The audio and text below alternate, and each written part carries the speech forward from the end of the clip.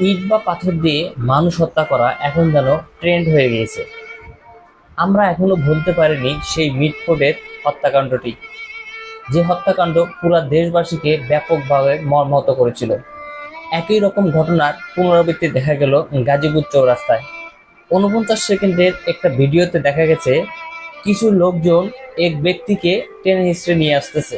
যে লোকটাকে টেনে নিয়ে যাওয়া হচ্ছে সে বিভিন্ন রকম আকুতি মিনতি করতেছে বাঁচার জন্য, কিন্তু এক পর্যায়ে দেখা গেল একটা লোক ইট দিয়ে তার পায়ে ব্যাপকভাবে জখম করতেছে এবং শেষ পর্যায়ে দেখতে পেলাম যে ওই ব্যক্তিটির উপর লাফায় উঠতেছে অন্য একটি ব্যক্তি। এই জন্য মিডফোর্ডের পুনরাবৃত্তি। বিভিন্ন প্রতিবেদন থেকে জানা যাচ্ছে যে ওই ব্যক্তিটি ছিল একজন সাংবাদিক। বিএনপির এক কর্মীর নামে চাঁদাবাজির প্রতিবেদন করায় ওই ব্যক্তিকে বিএনপি কর্মীরা মিলে এই জখমটা করেছে। পাশেই কিন্তু দেখা যাচ্ছে পুলিশ রয়েছে, তারপরও তারা তাদের কোনো ব্যবস্থা গ্রহণ করেনি।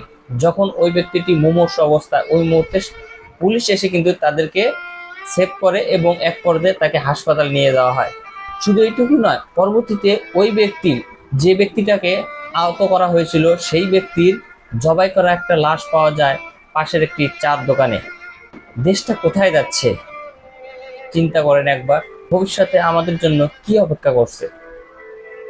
একটা ঘটনা যায় তো আরেকটা ঘটনা একইভাবে ফিরে আসে। এই হলো বাংলাদেশ।